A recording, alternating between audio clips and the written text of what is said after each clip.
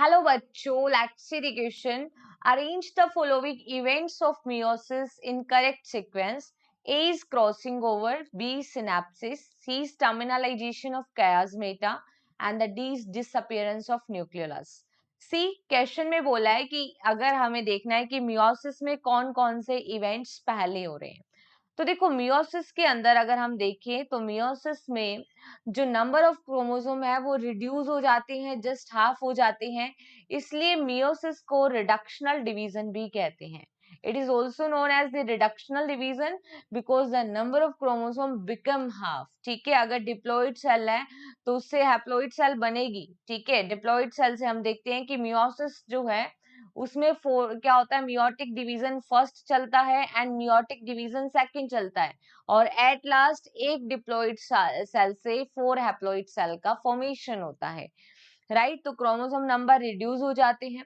अब देखो अगर हम मियोसिस की बात करें तो मियोसिस में भी prophase, metaphase, anaphase, telophase phases चलती हैं। प्रोफेज फर्स्ट हुआ तो मियोसिस की जो प्रोफेज फर्स्ट होती है that is the longest phase. ठीक है, जिसमें डिफरेंट फेजेस चलती है मियोसिस की, जिसमें आता है लैप्टोटीन आती है, लैप्टोटीन फेज आती है, जाइगोटीन आती है, ठीक है, पेकाइटीन आती है, डिप्लोटीन आती है एंड डाइकाइनेसिस आती है।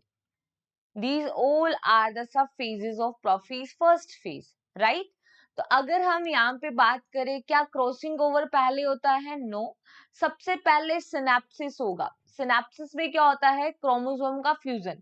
ठीक है, फ्यूजन ऑफ क्रोमोसोम, क्रोमोसोम का फ्यूजन होता है सिनेप्सिस में। ठीक है, कि दो होमोलोगस क्रोमोसोम का फ्यूजन होता है। फ्यूजन होगा तो यहाँ पे क्रॉसिंग ओवर होगा दो क्रोमोसोम के बीच में। तो सबसे पहले तो बी होगा इवेंट। ठीक है, सिनेप्सिस होगा।